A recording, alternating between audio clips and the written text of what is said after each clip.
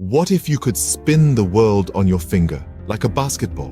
Would you marvel at the seamless transition of day into night? Or would you ponder the physics that keeps everything from flying off into space? Welcome to this exploration of rotational motion, the invisible force that keeps our universe turning.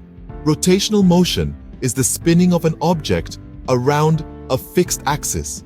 It's like a merry-go-round, a spinning top, or the Earth rotating on its axis. This motion is distinct from translational motion, where an object moves along a straight path. So what defines rotational motion? The first characteristic is the axis of rotation, an imaginary line around which the object spins. Then there's angular displacement, the angle in radians through which the object has rotated. Next, we have angular velocity, which is how fast the angular displacement changes over time. And finally, there's angular acceleration, the rate at which angular velocity changes. There's also something called centripetal acceleration, which is the acceleration of a point on a rotating object directed towards the axis of rotation. Now, the Earth rotating on its axis is an everyday example of rotational motion. But it's not just celestial bodies that exhibit this motion. When a car turns a corner, its wheels rotate around the axles. The body of the car also rotates around a vertical axis passing through its center of mass. Even the humble washing machine uses rotational motion to get your clothes clean. But let's delve deeper. The kinematics of rotational motions describes the relationships between angular displacement, velocity, and acceleration. The equations are similar to those in translational motion, with a few twists.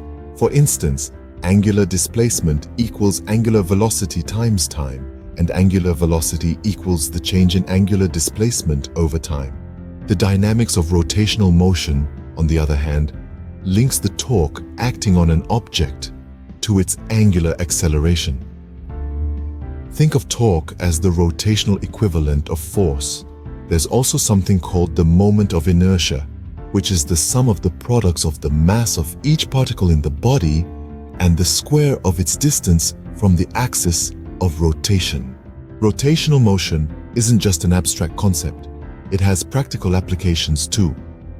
Engines use rotating parts to convert energy into motion. Generators use rotating magnets to produce electricity. Turntables spin records to play music.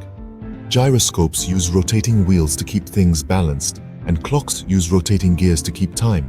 So, in conclusion, rotational motion is the spinning of an object around a fixed axis.